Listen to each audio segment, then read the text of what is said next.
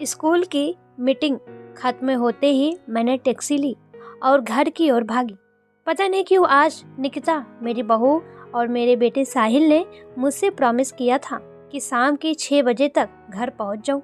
मैंने बहुत बार पूछा कि आखिर ऐसी क्या इमरजेंसी आ गई, पर वो बस एक ही बात दोहराते रहे, अभी नहीं, शाम को पता चलेगा, पर आप वादा करो जल्दी आ जाओगे।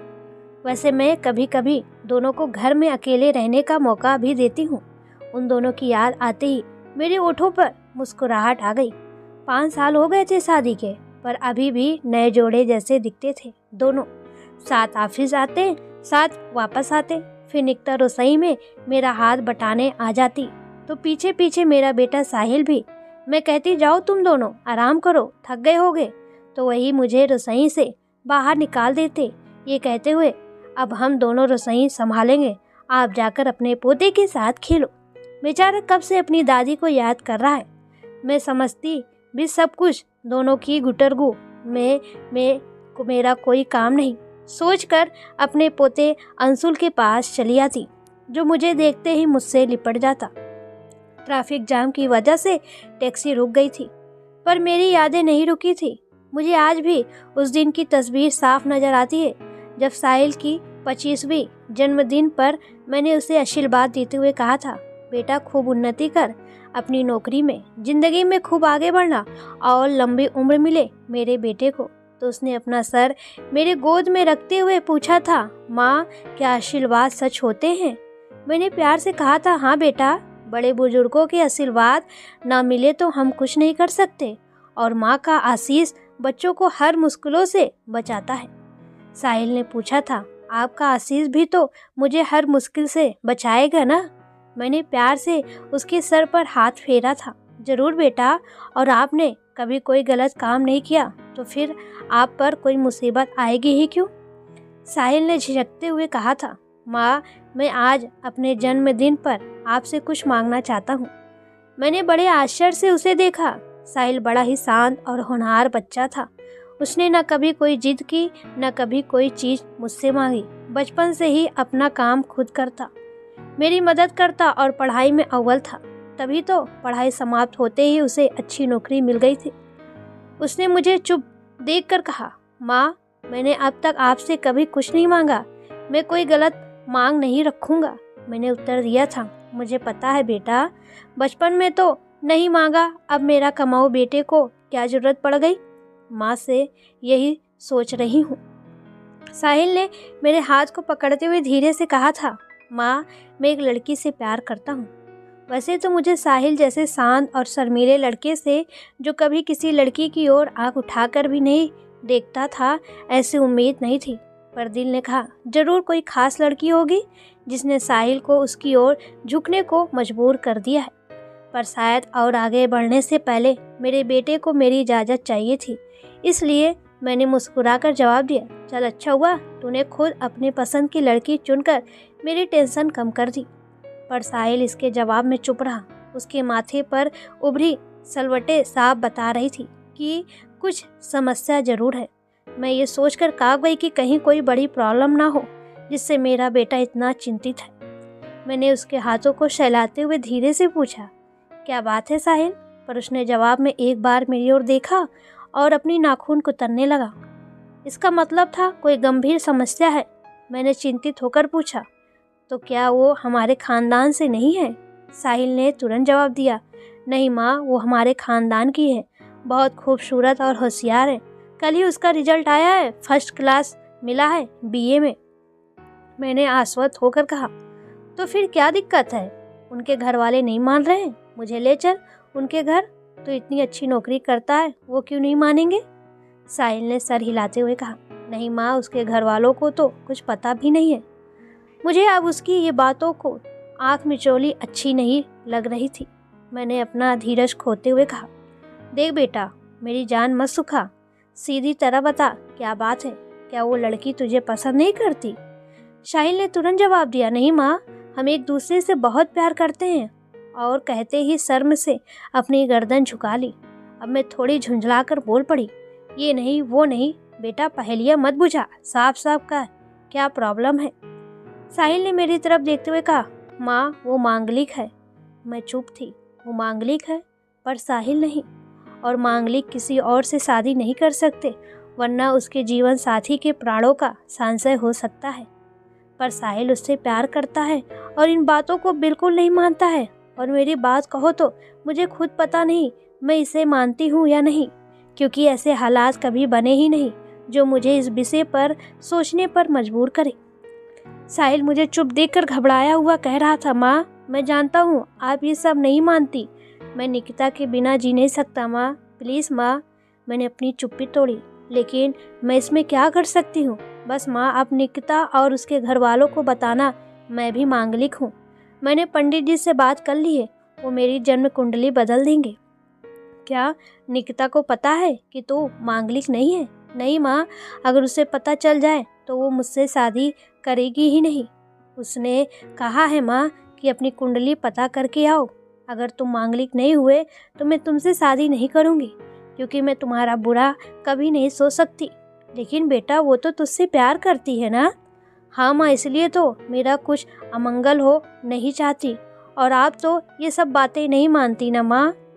उसकी आंखों में आशा की झलक थी कि मैं उसके हाँ में हाँ कहूँगी, पर मैं बुरी तरह संशय के बादल में घिर चुकी थी। हम शायद नहीं मानती, पर ये तो मेरे इकलौते बेटी की ज़िंदगी का सवाल था। मैं कैसे उसे दांव पर लगा सकती थी। मैंने बड़ी मुश्किल से कहा, बेटे ये तो हमारे संस्कार हैं। साहिल ने मेरी बात बीच में ही काट दी। नहीं माँ, ये हमारे संस्कार नहीं, ये तो कुसंस्कार है, अंधविश्वास है।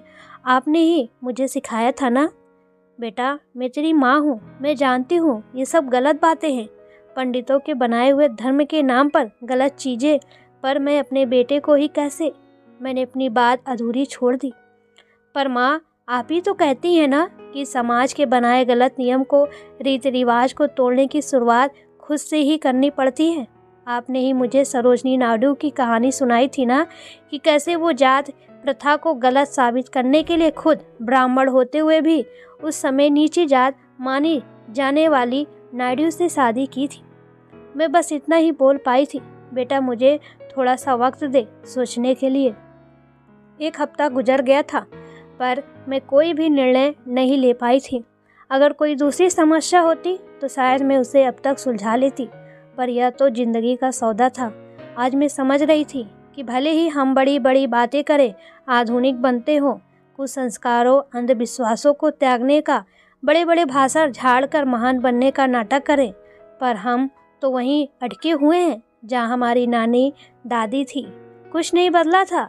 स्कूल में बच्चों को कितनी ज्ञान भरी बातें सिखाती और खुद वही पुरातन पंथी बनी हुई थी। इसी उधेड़-बुन में मैंने 1 हफ्ता निकाल दी। मैं जानती थी मेरे साहिल को मेरे फैसले का इंतजार था। जब भी मैं उसके सामने आती वह बड़ी आस भरी निगाहों से मुझे देखता और मैं व्यस्त होने का बहाना कर निकल जाती। मेरा स्कूल घर से काफ़ी दूर था, इसलिए मुझे अक्सर लौटने में देर हो जाती थी। ज़्यादातर दिन साहिल मेरे से पहले ही ऑफिस से लौट आता और मेरे लिए मेरी पसंदीदा लस्सी बनाकर रखता। एक दिन जब मैं स्कूल से वापस आई तो घर में एक नए मेहमान को पाया। साहिल ने उसके साथ मेरा परिचय कराते हुए कहा, माँ ये निकिता है। उस प्यारी सी लड़की ने झट से मेरे पाँव छू लिए और बड़ी ही मीठी आवाज़ में बोली, आंटी आप बैठो, मैं आपके लिए लस्सी लाती हूँ। मैं अवाक सी उसे देख रही थी। मुझे गर्व हुआ अपने बेटे के पसंद पर। कितनी खूबसूरत, कितनी सब, कितनी प्यारी। मेरे बेटे को यह परी कहाँ मिल गई। मैं अपनी भावनाओं में खोई हुई थी। तभी उसकी आवाज़ सुनाई दी, आंटी आपको भूख लगी होगी, मैंने आपके लिए उपमा बनाया है, आप पहले खा लें, तब तक मैं आपके लिए लस्सी बनाती हूँ। लग रहा था मैं उस घर में मेहमान हूँ और वो मेजबान। मैंने चुपचाप उपमा खाया और फिर स्वादिष्ट लस्सी ली। मैं समझ चुकी थी मेरा बेटा मुझे मन में घुमड़ते भंवर से निकलने में मदद कर रहा है। उसे अपने पसंद पर पूरा भरोसा है और अपनी माँ के दिल को भी समझता है, इसलिए निकिता को घर लेकर आया है। हम तीनों ने कई घंटों साथ बिताए। उसके बाद मुझे निर्णय लेने में एक क्षण भी नहीं लगे। मेरे बेटे ने जो हीरा चुना था, मैं उसे यूं ही नहीं खो सकती थी। मैंने देखा वो घर जाने की आज्ञा मांग रही थी। मैंने आशीर्वाद देते हुए कहा, साहिल बेटा इसे घर छोड़ाओ। और निकिता बेटा अपने पापा का नंबर मुझे देना, मुझे अब आपके हाथों की लस्सी और उपमा रोज चाहिए। ड्राइवर की बातों से मैं अपने ख्यालों से लौट आई। दीदी जी, आपका घर आ गया। मैं जैसे ही घर में घुसी, अचानक ढेर सारी रंग बिरंगी बत्तियां जल उठी और पूरे घर में हैप्पी बर्थडे टू यू की आवाज़ लहराने लगी। मैंने देखा साहिल, निकिता और उनके सारे दोस्त मौजूद थे। अभी याद आया, आज मेरा जन्मदिन था। मैं अवाक सी देख रही थी, सारे घर को उन्होंने कितनी खूबसूरती से सजाया था। निकिता आगे आकर मेरा हाथ पकड़ते हुए बोली, जन्मदिन मुबारक हो मम्मी जी। पार्टी खत्म हो चुका था। मैं तो जैसे एक सपने के दौर से गुजर रही थी। एक सुंदर सुहाना सा सपना, कभी सोचा ही नहीं था मैं भी किसी के लिए इतना महत्व रखती हूँ। कोई मेरा भी जन्मदिन याद रखेगा। साहिल ने बताया, ये सारे इंतजाम निक्की ने ही किए हैं। मैं दिल से तो बहुत खुश थी, पर झूठ मूठ निक्की को डांटते हुए कहा था, क्या जरूरत थी इतनी मेहनत करने की। निक्की ने प्यार से मेरे गले में अपनी बाहें डालते हुए कहा, मेरी प्यारी माँ के लिए मैं कुछ भी कर सकती हूँ।